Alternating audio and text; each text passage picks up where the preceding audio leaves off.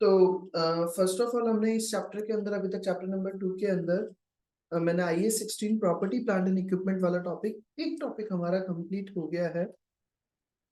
उसी के अंदर हमने पढ़ा था, मैंने स्टार्टिंग में पढ़ाया था, तो कि हम जब प्रॉपर्टी प्लांट एंड इक्विपमेंट की कॉस्ट निकालते हैं तो वहां पर हमने पढ़ा था, एक पॉइंट आया था बोरोविंग कॉस्ट।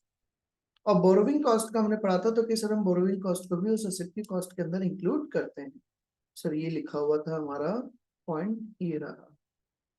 कहाँ गया वो पॉइंट, ये रहा second point. Included in the initial cost capital cost such as the cost of site preparation, delivery cost, installation cost और बोरोविंग कॉस्ट।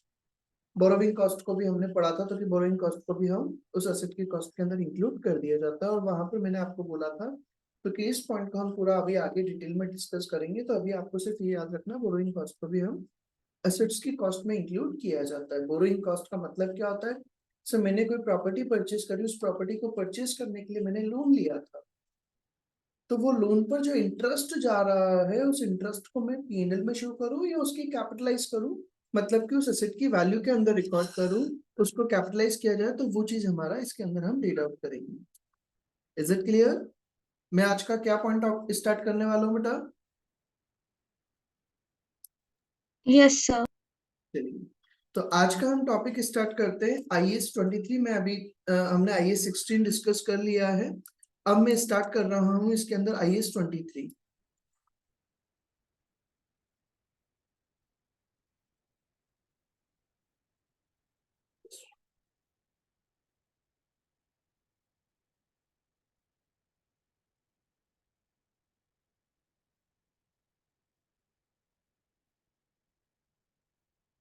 देखिए बेटा, IAS 23 बोरोविंग कॉस्ट, ध्यान से समझिएगा, इसको नया पॉइंट है, नया ये आप लोगों ने पहले डिस्कस नहीं किया हुआ है, तो इसको ध्यान से देखिएगा। बोरोविंग कॉस्ट होता क्या है सर इस एक्सक्यूज मी।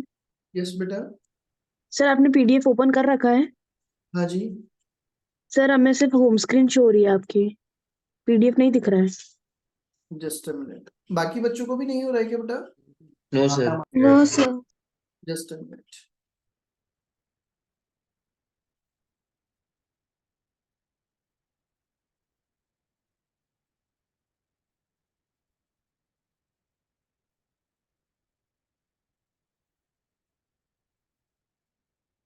अभी आ गया बेटा?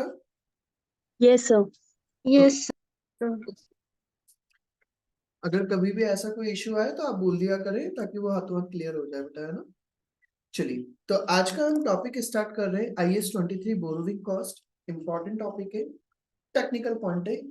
बोरोविंग कॉस्ट का मतलब सिंपल सा होता क्या है, हमने लोन वगैरह लिया है, मैंने मशीन परचेज किया और मशीन परचेज करने पे मैंने लोन लिया था, उस लोन पर मैंने जो इंटरेस्ट पे किया, उस इंटरेस्ट का पॉइंट ये आता है तो कि सर हम उसको कैपिटलाइज किया जाए, मतलब असेट की कॉस्ट के अंदर इंक्लूड करें, या फिर हम उसको स्टेटमेंट ऑफ P&L के अंदर शो करें। तो सर इसके अलग अलग ट्रीटमेंट होते हैं, कुछ केसेस में इसको कैपिटलाइज किया जाता है और कुछ केसेस में P&L में शो किया जाता है। तो क्या होता है वो, इसका एक एग्जांपल लेते हैं बेटा। मेरा ईयर स्टार्ट होता है 1 अप्रैल 23 को, इसको एक ध्यान से समझना बेटा। मेरा ईयर स्टार्ट होता है 1 अप्रैल 23 को, और ईयर एंड हो रहा है मेरा कब? 31 मार्च 24 को। ईयर स्टार्टिंग हुआ 1 अप्रैल 23 को और ईयर एंड हो रहा है 31 मार्च 24 को। ये 12 मंथ का पीरियड था। ईयर स्टार्टिंग होने के बाद में मैंने क्या किया बेटा, 1 जुलाई को लोन लिया बैंक से। 1 जुलाई को मैंने बैंक से लोन लिया भी, तो कि मुझे क्या करना है, बिल्डिंग कंस्ट्रक्शन करना था, तो उसके लिए मैंने लोन लिया, कंस्ट्रक्शन पर्पज के लिए 1 करोड़ रुपीज का लोन लिया 1 जुलाई को। 1 जुलाई को लोन लिया, कंस्ट्रक्शन स्टार्ट हो गया, कंस्ट्रक्शन चल रहा है। वो जो कंस्ट्रक्शन था वो 30 नवंबर को मेरा कंस्ट्रक्शन कंप्लीट हो गया। वो 30 नवंबर को कंस्ट्रक्शन कंप्लीट हो गया है उसी ईयर में। ईयर एंड कब हो रहा है बेटा मेरा? 31 मार्च को।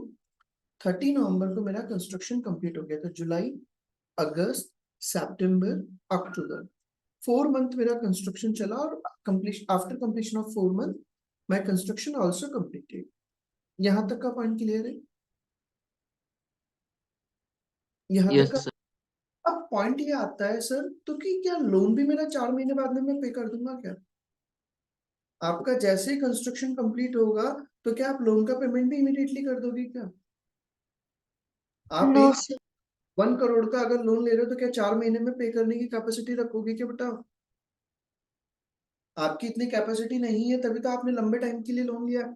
जनरली जो हम लोन लेते हैं, अगर हाउसिंग लोन वगैरह ले रहे हैं, होम लोन लेते हैं, तो वो 10 years, 20 years, 30 years long term period के लिए लिया जाता है बेटा। यही होता यस है। सर। अब मेरा पॉइंट ये आता है यहाँ पर, क्योंकि जिस दिन मेरा, अब इंटरेस्ट ऑन लोन तो कब से चालू हो जाएगा? जिस दिन मैंने लोन लिया है। इंटरेस्ट ऑन लोन तो स्टार्ट कब से होगा? 1 जुलाई से। 31 मार्च 24 तक, ईयर एंड होने तक मुझे क्या करना पड़ेगा? इंटरेस्ट पे करना होगा। क्यों? क्योंकि मैंने लोन लिया 20 ईयर्स के लिए। मैंने लोन लिया है कितने टाइम के लिए बेटा? 20 ईयर्स के लिए। करंट ईयर के अंदर 1 जुलाई से लेकर 31 मार्च तक का मुझे क्या करना है? इंटरेस्ट पे करना है। अब उस इंटरेस्ट के अंदर सर पॉइंट ये आता है, तो कि इसके अंदर हम सर कैपिटलाइज कितना किया जाए। तो बेटा जिस दिन लोन लिया जाता है, from the date of loan till the construction completion, जिस दिन आपका कंस्ट्रक्शन कंप्लीशन हो जाता है, उस दिन तक का जो इंटरेस्ट ऑन लोन है, 1 जुलाई से लेकर 30 नवंबर तक का जो इंटरेस्ट ऑन लोन है, उसको हम क्या कर देंगे? कैपिटलाइज कर दिया जाएगा।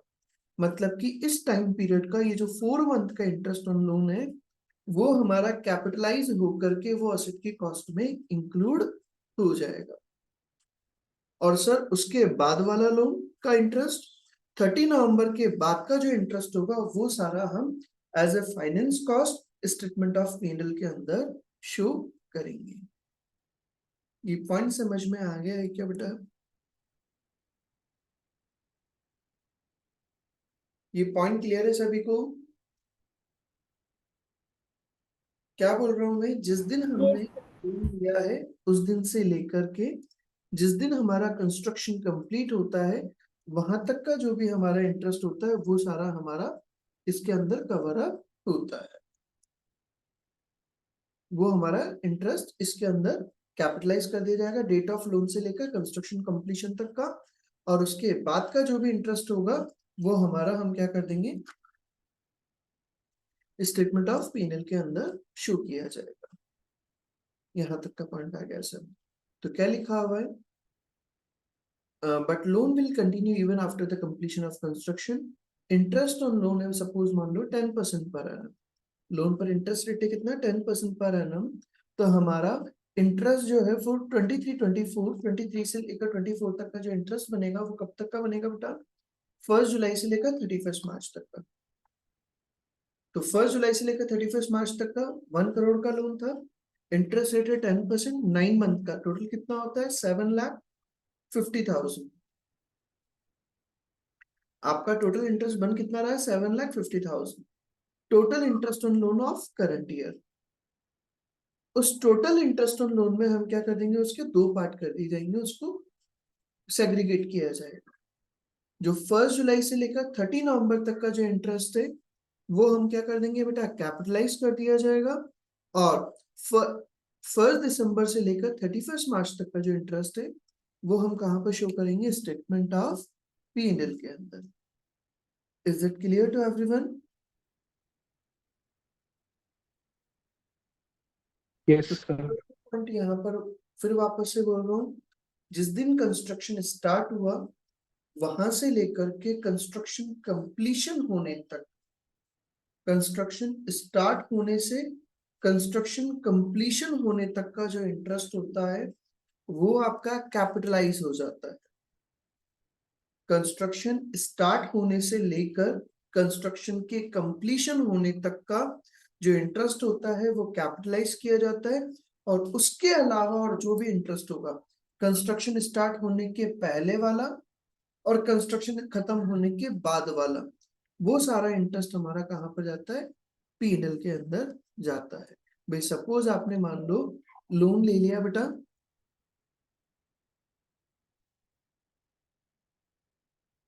1 जुलाई को। लोन ले लिया आपने 1 जुलाई को, और कंस्ट्रक्शन आपने अगर स्टार्ट किया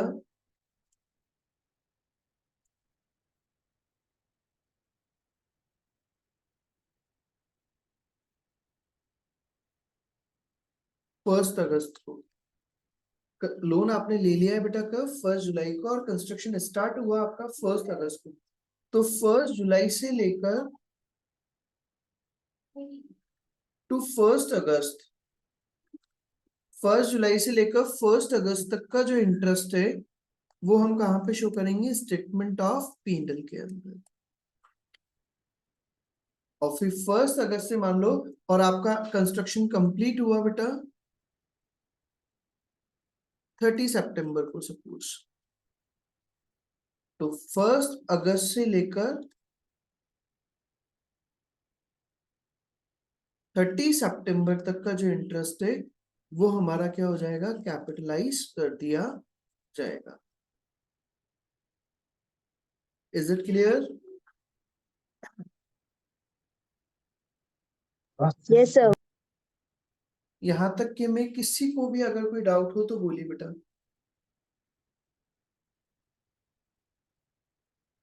यहां तक कि मैं किसी को भी अगर डाउट हो तो बोलिए। ये मेरा एक और पॉइंट मैंने समझा दिया, बोरोविंग कॉस्ट वाला। यहां तक की बात आ गई सर। तो अब इसको हम रीड आउट करते हैं, क्या लिखा हुआ है। IAS 23 borrowing cost. एक टॉपिक हम ऑलरेडी पढ़ चुके हैं इस चैप्टर के अंदर, IAS 16 property plant and equipment. Now we are starting IAS 23 borrowing cost. क्या लिखा हुआ, अब इसकी डेफिनेशन पढ़ लेते हैं, एक बार इसको थ्योरी रीड आउट कर लेते हैं। IAS 23 borrowing cost regulate the extent to which entities are allowed to capitalize borrowing cost। IAS 23 borrowing cost जो है वो एक लेवल बताता है, एक लिमिट्स बताता है, जहां तक ऑर्गेनाइजेशन को अलाउ किया गया है ताकि वो बोरोइंग कॉस्ट को क्या कर सकते हैं? कैपिटलाइज कर सकते हैं। incurred on the money borrowed to finance the acquisition of certain assets। borrowing cost must be capitalized as part of the cost of an asset। borrowing cost को हम कैपिटलाइज करेंगे if the asset is qualifying asset। मतलब कि वो asset क्या होनी चाहिए? Qualifying asset होनी चाहिए। क्वालिफाइंग asset मतलब वो उसी पर्पस के लिए परचेज होनी चाहिए, वो प्रॉपर्टी प्लांट एंड इक्विपमेंट की डेफिनेशन में कवर अप होनी चाहिए। one which necessarily takes a substantial period of time to get ready for its intended use or sale। जिसको कंप्लीशन करने में क्या लगेगा? एक टाइम लगता है, उसको कंप्लीशन करने में एक टाइम लगता है, 1 सेकंड।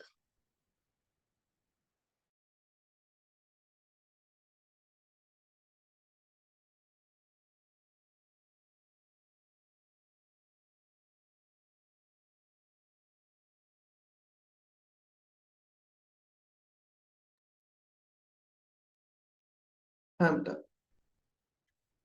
तो भाई वो जो असेट है वो हमारी क्या होनी चाहिए? Qualifying asset. क्वालिफाइंग एसेट का मतलब वो हमने उसको कंप्लीशन होने में एक टाइम पीरियड लगना चाहिए। ये नहीं तो कि आज लिया और आज के आज में कंप्लीट हो जाएगा ऐसा, तो फिर उस पर इंटरेस्ट वगैरह कुछ बनेगा ही नहीं। वो एक टाइम पीरियड लगना चाहिए उसको कंप्लीशन होने में। Commencement of capitalization. अब क्या लिखा हुआ है कमेंसमेंट ऑफ कैपिटलाइजेशन, इसको पढ़ते हैं।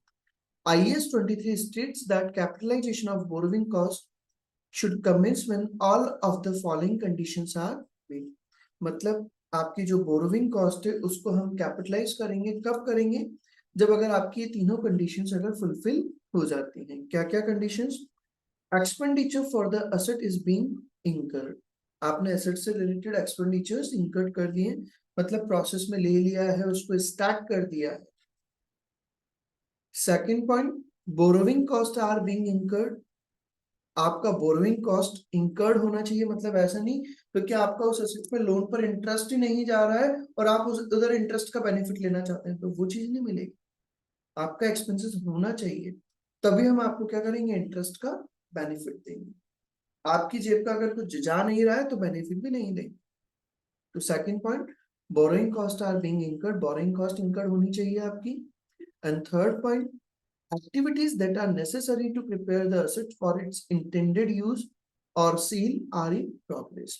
जो भी आपकी assets को prepare करने से related, मतलब उसको ready करने से related या उसको use में लेने से related जो भी activities वगैरह हैं वो आपकी start कर दी गई है या in progress या फिर progress में। क्लियर है यहाँ तक का पॉइंट? यहाँ तक का पॉइंट क्लियर है बेटा? अब आगे देखें, फिर हमें और क्या बोला? The rate of interest to be taken. हमें इंटरेस्ट की रेट कितनी लेनी है? where funds are borrowed specifically to acquire a qualifying assets. Borrowing costs which may be capitalized are those actually incurred.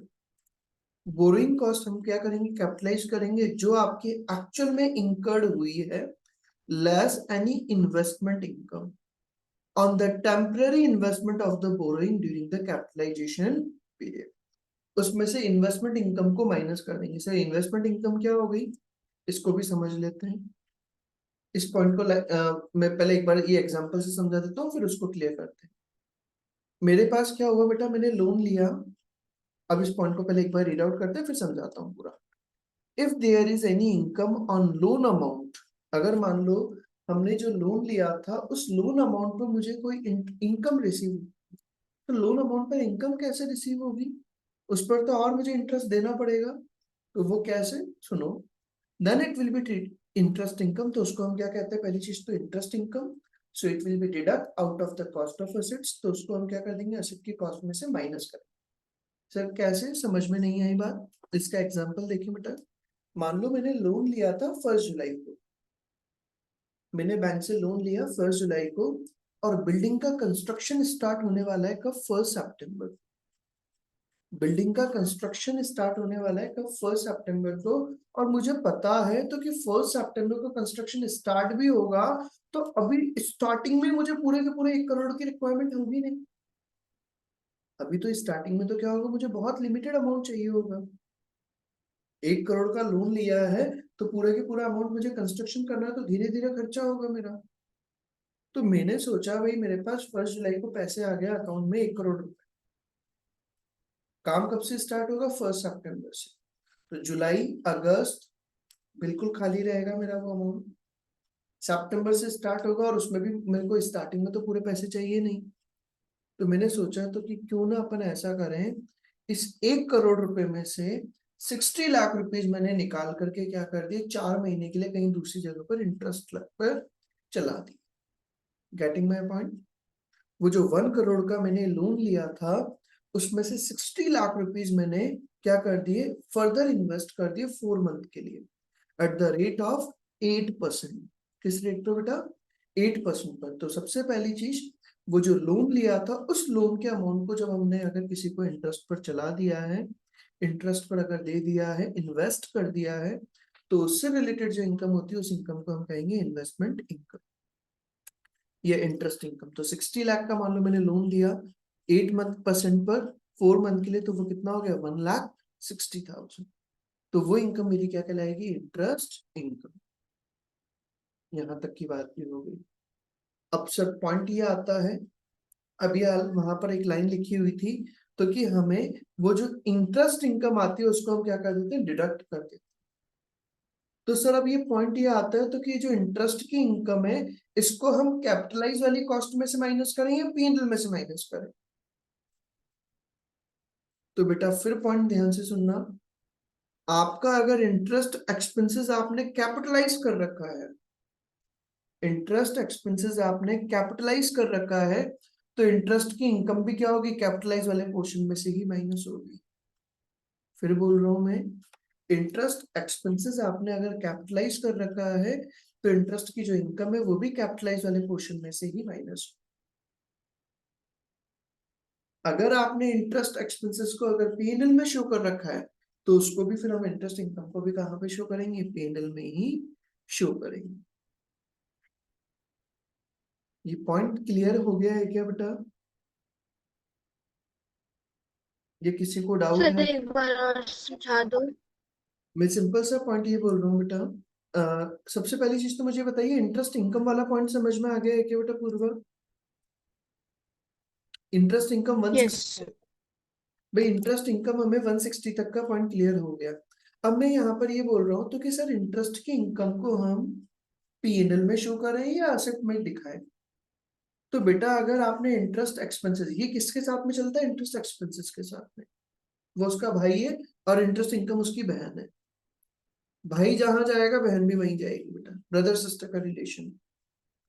तो इंटरेस्ट एक्सपेंसेस को अगर आपने capitalise किया है, तो इंटरेस्ट इनकम भी क्या होगा, कैपिटलाइज होगा। इंटरेस्ट एक्सपेंसेस को आपने अगर पीएनएल में शो करा है, तो इंटरेस्ट इनकम भी आपका कहां पे जाएगा, पीएनएल में जाएगा। Is it clear?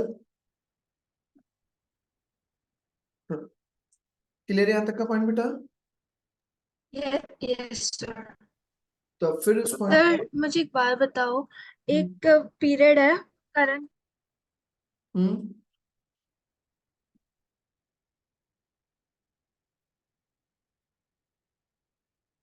Just a minute.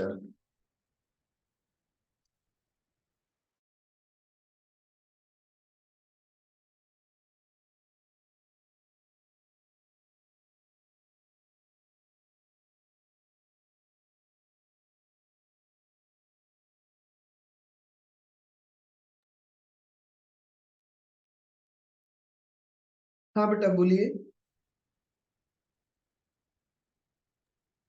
Sir एक अकाउंटिंग पीरियड है, उसके स्टार्ट हो गया एंड देन मिड ईयर में हमने लोन लिया फॉर द कंस्ट्रक्शन, लेकिन कंस्ट्रक्शन शुरू नहीं हुआ। तो उससे पहले ही हमने लोन ले लिया, तो जब तक कंस्ट्रक्शन शुरू नहीं हुआ और जब से हमने लोन लिया है, वो पीरियड को कैपिटलाइज करेंगे कि पीएनएल में दिखाएंगे? वही बता रहा हूँ, जो आपका कंस्ट्रक्शन स्टार्ट होने के पहले वाला टाइम पीरियड होगा, कंस्ट्रक्शन स्टार्ट होने के पहले वाले टाइम पीरियड का जो इंटरेस्ट होगा वो पीएनएल में जाएगा। कंस्ट्रक्शन कंप्लीट होने के बाद वाला जो इंटरेस्ट होगा वो पीएनएल में जाएगा।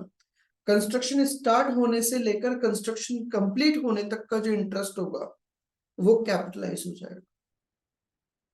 कंस्ट्रक्शन स्टार्ट होने से कंस्ट्रक्शन कंप्लीट होने तक का जो इंटरेस्ट होगा वो कैपिटलाइज होगा, और उसके पहले वाला और उसके बाद वाला वो सब पीएनएल में जाएगा। क्लियर? तो अब पॉइंट आता है सर इनकम का। तो हमने अभी जैसे यहाँ पर एग्जांपल लिया, मान लो मेरा ये exam interest to be shown in the statement of PNL. इसका हम यहाँ पर सपोज डायरेक्टली इसका एक उसमें देखते हैं अपन क्वेश्चन में। तो देखो फिर वापस से बता रहा हूं मैं, एक बार इसको रीड आउट कर लेते हैं। The rate of interest to be taken. तो rate of interest to be taken में क्या लिखा है? Where funds are borrowed specifically, जब आप फंड्स को बोरो करते हैं specifically to acquire a qualifying asset, कोई भी एसेट को एक्वायर करने के लिए borrowing cost which may be capitalise, तो बोरोइंग कॉस्ट को हम क्या कर देंगे? कैपिटलाइज कर दिया जाएगा। और दूस actually incurred less any investment income on the temporary investment of the borrowings। आपने वो जो बोरोविंग्स थी उससे जो भी आपने टेम्पररी इन्वेस्टमेंट किया था उससे रिलेटेड जो इनकम हुई थी, उस इनकम को हम क्या कर देंगे? माइनस कर देंगे ड्यूरिंग द कैपिटलाइजेशन पीरियड। यहां तक का पॉइंट क्लियर है बेटा? इसका हम टेस्ट अंडरस्टैंडिंग नंबर 6 देखते हैं, उससे क्लियर हो जाएगा फंडा। Wilson received an $18 million 5% loan on 1st January 2018। Wilson company ने क्या किया था बेटा? $18 मिलियन का 5% लोन लिया, मतलब कि 5% इंटरेस्ट रेट है, और उस 5% इंटरेस्ट रेट पे उन्होंने क्या किया था? $18 मिलियन का लोन लिया था 1 जनवरी 2018 को, to finance construction of a new factory, नई फैक्ट्री का कंस्ट्रक्शन करने के लिए। As the new funds were not all required immediately, उनको सारे फंड्स की immediately requirement नहीं थी। Wilson invested $6 million in 2% bonds. Wilson ने क्या कर दिया? वो जो $18 मिलियन का अमाउंट आया था उसमें से $6 मिलियन का अमाउंट इन्वेस्ट कर दिया इन 2% बॉन्ड्स। 2% बॉन्ड्स के अंदर इन्वेस्ट कर दिया। कब तक के लिए किया और बेटा? अंटिल 31 मई 2018 के लिए। यहां तक की बात भी हो गई। आगे बोला हमें construction of the factory begin on 1 March 2018। Construction start कब हुआ आपका? 1 मार्च 2018 को, and was completed on 31 December 2018। और कंस्ट्रक्शन कंप्लीट कब हो गया आपका? 31 दिसंबर 2018 को। यहां तक का क्वेश्चन क्लियर है? अब क्वेश्चन में कोई डाउट है क्या बेटा? उन्होंने 1 जनवरी को लोन लिया था $18 मिलियन का, कितने रेट पर? 5% इंटरेस्ट रेट पर। उसमें से उनको पैसे की पूरी रिक्वायरमेंट नहीं थी, तो उन्होंने क्या कर दिया? उसमें से $6 million का अमाउंट इन्वेस्ट कर दिया 2% पर 31 मई तक के लिए। कंस्ट्रक्शन स्टार्ट हुआ 1 मार्च को और एंड हो गया 31 दिसंबर को। आपसे पूछा क्या उन्होंने, calculate the amount of interest to be capitalize in respect of the factory as at 31st December 2018। तो सबसे पहली चीज तो मुझे इंटरेस्ट टू बी कैपिटलाइज निकालना है। तो बेटा इंटरेस्ट टू बी कैपिटलाइज कब से कब तक का होगा? कंस्ट्रक्शन स्टार्ट कब हुआ था? 1 मार्च को और एंड कब हुआ हमारा? 31 दिसंबर को। तो 1 मार्च से लेकर 31 दिसंबर तक का जो इंटरेस्ट है वो हमारा क्या हो जाएगा? कैपिटलाइज। तो देखिए हम 1 मार्च से लेकर 31 दिसंबर 18 मिलियन। 18 मिलियन मतलब कितना हो जाएगा बेटा? 1 बिलियन में होता है कितना? 10 लाख। तो इसमें हो जाएगा 1 करोड़ 80 लाख। तो 18 मिलियन इंटू 5% इंटू 1 मार्च से लेकर 31 दिसंबर। तो 1 मार्च से मार्च, अप्रैल, मई, जून, जुलाई, अगस्त, सितंबर, अक्टूबर, नवंबर, दिसंबर, 10 मंथ। तो इंटू 10/12 तो वो कितना आ गया? 7,50,000। ये भी आ गया sir interest to be capitalize 7,50,000। और उससे रिलेटेड उस टाइम पीरियड में अगर आपने कोई भी इनकम रिसीव करी है तो वो इनकम को हम क्या कर देंगे? माइनस कर दिया जाएगा। तो सर उससे रिलेटेड हमें इंटरेस्ट इनकम आई थी सर कब से कब तक की? अब मैंने अभी हाल बताया। आपने इंटरेस्ट एक्सपेंसेस अगर कैपिटलाइज वाला लिया है तो इंटरेस्ट इनकम भी कौन सी वाली लोगे? कैपिटलाइज वाली। तो बेटा अपना ये जो इंटरेस्ट की इनकम आई है, अब पॉइंट सुनना ध्यान से। इंटरेस्ट की जो इनकम आई है आपको वो कब से कब तक आई है बेटा? 1 जनवरी से लेकर 31 मई तक की आई है क्या? यहां पर बोला हुआ है बेटा उन्होंने 31 मई तक के लिए हमने क्या किया था? इन्वेस्ट किया था। तो मुझे बताइए 1 जनवरी से इसके 2 पार्टीशंस बनेंगे क्या बेटा? पीएनएल में कब से कब तक का लेंगे और कैपिटलाइज कब से कब तक का करेंगे? कोई बताएगा मुझे? Construction Jan start to March PNL, जन March या जन टू फरवरी। 1 मार्च को तो स्टार्ट हो गया था कंस्ट्रक्शन। 1 जनवरी से लेकर 28 फरवरी तक ये तो हमारा किस में जाएगा? पीएनएल में जाएगा क्या? और 1 मार्च से लेकर 31 मई तक का ये मेरा क्या हो जाएगा? कैपिटलाइज हो जाएगा क्या बेटा? समझ में आ रही बात ये? भाई मैं क्या बोल रहा हूँ, मैंने अभी हाल बोला ब्रदर सिस्टर है सर ये। तो इंटरेस्ट एक्सपेंसेस अगर कैपिटलाइज हो रहा है तो इंटरेस्ट इनकम भी कैपिटलाइज होगा। इंटरेस्ट एक्सपेंसेस अगर पीएनएल हो रहा है तो वो भी पीएनएल में जाएगा। तो सर इंटरेस्ट एक्सपेंसेस का हम कैपिटलाइज कब से कर रहे हैं? 1 मार्च से। तो इन्वेस्टमेंट इनकम का भी हम कैपिटलाइज कब से करेंगे? 1 मार्च से लेकर और कब तक का किया था उन्होंने? 31 मई तक का। Is it clear? एक सेकंड, कंस्ट्रक्शन स्टार्ट कब हुआ था अपना? 1 मार्च को स्टार्ट हुआ था ना? हाँ 1 मार्च को। तो देखिए बेटा इंटरेस्ट इनकम 1 मार्च से लेकर 31 मई टोटल कितना अमाउंट इन्वेस्ट किया था हमने? 60 लाख इंटू इंटरेस्ट रेट कितना था? 2%। तो इंटू 2/100 और 1 मार्च से 31 मई, मार्च, अप्रैल एंड मई 3 मंथ। तो ये 3 मंथ का इंटू 3/12 तो वो कितना हो गया? 30,000 माइनस कर देंगे। तो इंटरेस्ट टू बी कैपिटलाइज वो कितना हो जाएगा? 7,20,000। आगे समझ में यहाँ तक? Yes sir. अगर आपसे इसी में पॉइंट पूछ लिया जाता, ये तो हमारा आंसर निकल गया, क्वेश्चन यहाँ खत्म हो गया। अगर आपसे पूछ लिया जाता interest to be shown in the statement of PNL, interest जो हमें स्टेटमेंट ऑफ पीएनएल के अंदर शो करना है वो कितना होगा? तो interest to be shown in the statement of PNL तो बेटा वही जो कंस्ट्रक्शन के पहले का और कंस्ट्रक्शन के बाद वाला जो भी इंटरेस्ट होगा वो सारा हमारा कहाँ पर आएगा? पीएनएल के अंदर। तो देखिए interest to be shown in the statement of PNL तो वो कब से कब तक का होगा? 1 जनवरी से लेकर वही 28 फरवरी या 1 मार्च बोल दें हम। तो 1 करोड़ 80 लाख इंटू 5% इंटू 2/12 तो वो कितना हो जाएगा बेटा? 1,50,000। और उसमें से वही हम क्या करेंगे? इंटरेस्ट इनकम कब से कब तक की? हमने इन्वेस्टमेंट कब करा था? 1 जनवरी को ही, तो 1 जनवरी को इन्वेस्टमेंट कर दिया है, तो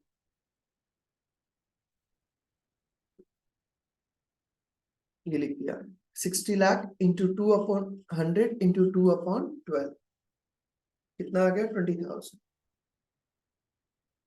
60 लाख इंटू 2% इंटू 2/12 20,000, तो आपका interest to be shown in the statement of P&L that will be 1,30,000। तो फिगर कितना आ जाएगा बेटा 1,30,000। आगे बात समझ में आता है? Yes sir. Yes sir. हाँ बेटा, भाई मैं एक बार फिर वापस से समझा देता हूँ, अगर किसी को भी थोड़ा सा भी डाउट है। हमारा जो हमने टॉपिक स्टार्ट किया है वो दिया है बेटा हमारा IAS 23 बोरोविंग कॉस्ट। और बोरोइंग कॉस्ट का मतलब क्या होता है, आपने कोई भी एसेट वगैरह एक्वायर कर रहे हैं और एसेट एक्वायर करने से रिलेटेड जब आपको अगर उससे रिलेटेड अगर कोई भी लोन लेते हैं, बोरोइंग करते हैं, और उस बोरोइंग पर जो आपका इंटरेस्ट जाता है, उस इंटरेस्ट का भी हम क्या कर सकते हैं, कैपिटलाइज किया जा सकता है। उसके लिए कुछ कंडीशंस आपको फॉलो करनी होती है। एक्सपेंडिचर होना चाहिए, बोरोइंग कॉस्ट इंकर्ड होनी चाहिए, और उससे रिलेटेड आपने एक्टिविटीज वगैरह प्रोग्रेस में आ चुकी है। जब हमें उसकी कॉस्ट वगैरह निकालनी होती है तो उसके लिए क्वालिफाइंग एसेट होनी चाहिए, और कैपिटलाइज करने के लिए हमें उसमें से इंटरेस्ट के एक्सपेंसेस में से इन्वेस्टमेंट इनकम को माइनस करना होता है। कैपिटलाइज जब हम करेंगे तो कहां से कहां तक का करेंगे, जिस दिन कंस्ट्रक्शन स्टार्ट हुआ है, date of starting of construction से लेकर date of completion of construction तक का जो भी हमारा इंटरेस्ट ऑन लोन होगा वो हमारा कैपिटलाइज हो जाएगा। और कंस्ट्रक्शन स्टार्ट होने के पहले का और कंस्ट्रक्शन एंड होने के बाद का कोई भी अगर इंटरेस्ट होता है तो वो हमारा स्टेटमेंट ऑफ P&L में आ जाता है। और उसी तरह से हम इन्वेस्टमेंट इनकम को लेंगे। इन्वेस्टमेंट इनकम के केस में भी जो कंस्ट्रक्शन स्टार्ट होने के बाद से लेकर कंस्ट्रक्शन कंप्लीशन होने तक का जो इन्वेस्टमेंट इनकम है वो हमारा चल जाएगा, कैपिटलाइज हो जाएगा, और बाकी का हमारा स्टेटमेंट ऑफ P&L से माइनस हो जाएगा।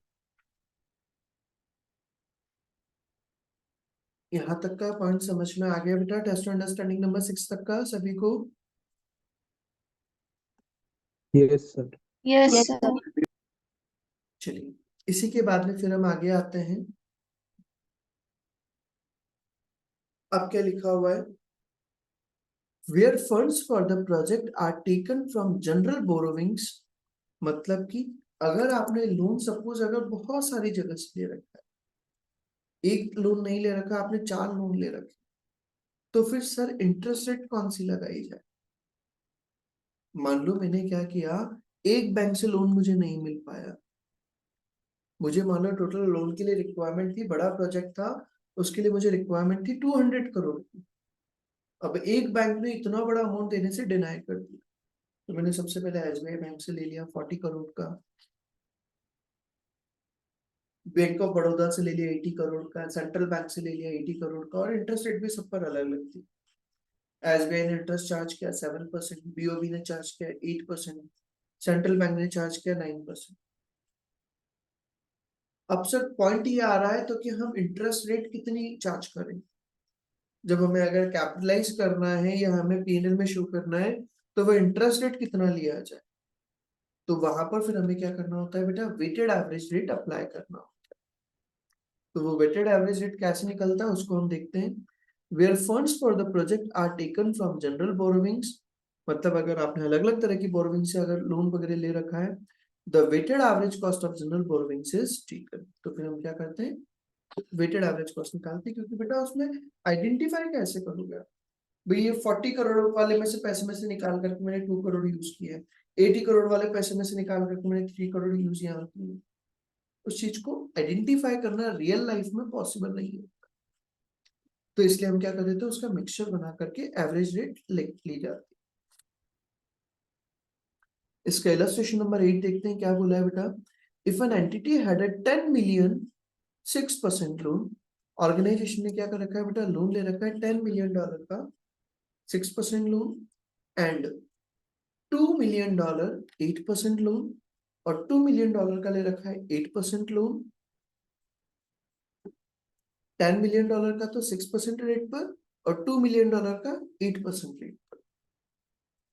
The weighted average cost of borrowing would be, तो वेटेड एवरेज कॉस्ट कितनी बैठेगी? तो वेटेड एवरेज कॉस्ट हमें निकालनी है, तो वो कैसे निकालेंगे बेटा? 10 million into 6%, 10 million into 6% plus 2 million into 8%। Sir formula क्या है इसका? Total interest upon total loan into 100। Total interest 10 million पे कितना जाएगा? 6%, तो वो आ जाएगा आपका 0.6 प्लस 2 मिलियन पे जाएगा 8%, तो 0.16 upon total loan. Total loan कितना है? 10 प्लस 2 मिलियन, तो 12 मिलियन, तो 0.6 प्लस 0.16 अपॉन 12 इंटू 100, तो वो रेट आ जाएगा आपका 6.33।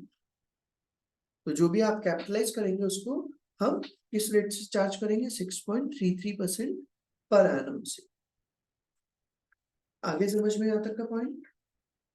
अगर आपको क्वेश्चन में एक से ज्यादा अगर रेट दे रखी है तो हमें वेटेड एवरेज रेट अप्लाई करना होता है।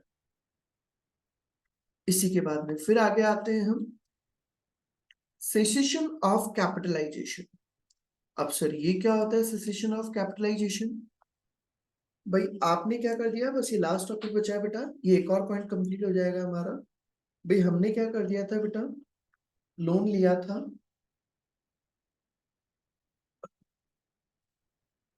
हमने क्या किया बेटा? लोन लिया, और लोन लेने के बाद में हमने उसको कैपिटलाइज भी कर दिया, उस बिल्डिंग का कंस्ट्रक्शन स्टार्ट हो गया। लेकिन कंस्ट्रक्शन स्टार्ट होने के बाद में किसी भी रीजन से वो डिस्प्यूट वगैरह अगर कुछ आ जाता है, कुछ इश्यूज क्रिएट हो जाते हैं, और वो इश्यूज क्रिएशन होने के कारण उसका कंस्ट्रक्शन रोक दिया गया है, स्टॉपेज कर दिया गया है उस पर, तो फिर क्या होगा? तो देखिए बेटा क्या लिखा हुआ है, capitalization of borrowing cost should cease, तो वो क्या करना पड़ता है? सीज करना पड़ता है when either substantially all the activities necessary to prepare the qualifying asset for its intended use or sale are complete। मतलब कि हमारी उस असेट को से रिलेटेड जो भी आपकी एक्टिविटीज वगैरह थी वो सारी अगर आपकी कंप्लीट हो गई है, कंस्ट्रक्शन कंप्लीट हो गया है, तो सीधी सी बात है आपको क्या करना पड़ेगा? कैपिटलाइजेशन को सेसेशन करना पड़ेगा। सेसेशन मतलब वहीं पर हम क्या कर देंगे? उसको कैपिटलाइज करना, रोक देंगे क्या बेटा? सेसेशन करना मतलब रोकना। भाई कंस्ट्रक्शन कंप्लीट हो गया, तब कंस्ट्रक्शन कंप्लीट होने के बाद के जो भी इंटरेस्ट होगा तो वो तो फिर क्या होगा? पीएनएल में जाएगा क्या? फिर उसको हम कैपिटलाइज तो ना करेंगे। Getting my point? First point in short अगर मैं कहूँ सिंपल लैंग्वेज में ये बोलना चाह रहा है, बोरोइंग कॉस्ट को हम क्या कर देंगे? कैपिटलाइज करना रोक देंगे, अगर उससे रिलेटेड कंस्ट्रक्शन वगैरह, उससे रिलेटेड एक्टिविटीज वगैरह क्या हो जाती है? आपकी कंप्लीट हो जाती है। First point clear? And second point, construction is suspended. अगर कंस्ट्रक्शन क्या हो जाता है? सस्पेंडेड हो जाता है। कंस्ट्रक्शन सस्पेंडेड मतलब कोई भी डिस्प्यूट्स वगैरह आ गए, और डिस्प्यूट्स आने के कारण आपने क्या कर दिया? कंस्ट्रक्शन को ही अगर रोक दिया, तो कंस्ट्रक्शन को अगर रोक दिया है तो जैसे ही कंस्ट्रक्शन रोका उसके बाद में फिर हम उसको क्या कर देंगे? पीएनएल में शो करना स्टार्ट। अगर आपका कोई भी डिस्प्यूट आ गया, कोर्ट ने स्टे लगा दिया, तो क्या आप आने वाले 10 साल तक अभी नहीं बना सकते? तो फिर हम कोर्ट स्टे लगने के बाद का जो भी आपका इंटरेस्ट जाएगा वो हमारा पीएनएल में आ जाएगा। क्लियर यहाँ तक का पॉइंट बेटा? सेसेशन ऑफ कैपिटलाइजेशन क्लियर बेटा? यहाँ तक का पॉइंट सभी को? पूर्वा, Shubh, Simran, Vaidik, Vaidika, Garvita, Juhi? Yes sir. Yes sir. चलिए इसका टेस्ट अंडरस्टैंडिंग नंबर 7 देखते हैं, इसमें क्या बोला है। ये आप लोग करके देखोगे बेटा टेस्ट अंडरस्टैंडिंग नंबर 7 को? आप करके देखेंगे मैं कराऊं? बोलो।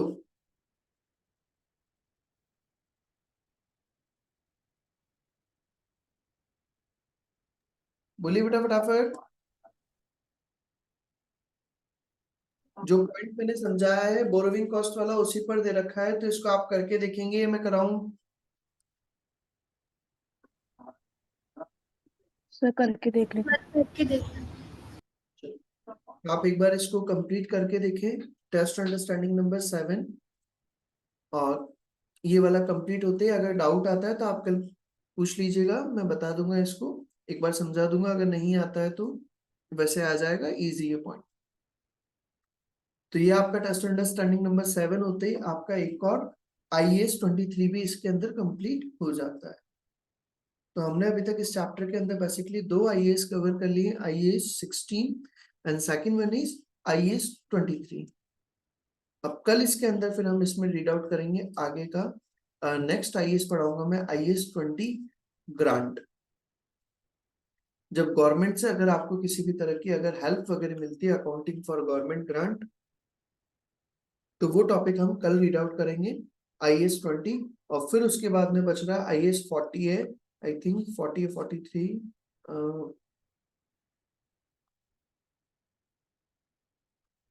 IAS 40 investment property. ये 2 टॉपिक्स और बच रहे हैं इस चैप्टर में, जिसमें चैप्टर हमारा फिनिश हो जाएगा। तो 2 IAS मैंने सर बोलिए बेटा। सर वो वेटेड एवरेज कॉस्ट वाला जो पॉइंट था, उसमें जो 2-4 लोन थे एक साथ, उसमें अपन ने एक वेटेड एवरेज परसेंटेज निकाली थी, तो बुक्स में हम उस परसेंटेज के हिसाब से सारा एग्रीगेट करके लोन पे इंटरेस्ट दिखाएंगे, या हाँ, बुक्स में अलग अलग ही दिखाएंगे? नहीं, एग्रीगेट करके, एग्रीगेट करके, एग्रीगेट करके, वो इसी वजह से तो हमने इंटरेस्ट रेट निकाला है, क्योंकि वो अलग अलग आइडेंटिफाई करना पॉसिबल नहीं हो पाएगा ना भाई। आपने इस वाले लोन में से कितना अमाउंट यूज किया, इस वाले लोन में से कितना अमाउंट यूज किया, तो हम इतना वो नहीं कर सकते रियल लाइफ में। तो फिर हम क्या करते हैं, ओवरऑल लोन का लेकर के शो करते हैं फिर उसको। जब कैपिटलाइज करेंगे तब। हाँ जी, और P&L करेंगे तब और भी, चाहे वो कैपिटलाइज करें या P&L करें, उसका एवरेज रेट लिया जाता है। तो जब कंस्ट्रक्शन या किसी भी एसेट पे लोन लिया जाता है, ये उसी केस में होता है एग्रीगेट करके, या जब भी लोन लेते हैं तो 4-6 लोन एक साथ एग्रीगेट करके ही दिखाते हैं बुक्स में? यहाँ पर हम बात कर रहे हैं ओनली बोरोइंग कॉस्ट वाले केस की, और केस में नहीं। बोरोइंग कॉस्ट की बात कर रहा हूँ मैं। बोरोइंग कॉस्ट का मतलब IAS 23 जब आप कंस्ट्रक्शन से रिलेटेड बात करते हैं, तो ये ओनली सिर्फ कंस्ट्रक्शन से रिलेटेड बात चलती है, अदर केस की। Okay sir. और बोलिए बेटा, इसके अलावा और कोई डाउट हो तो। चलिए, तो आज का यहाँ तक का आप कंप्लीट कर लीजिए। इसके बाद का फिर हम कल करते हैं, कल इसी के अंदर हम फिर नया टॉपिक समझेंगे।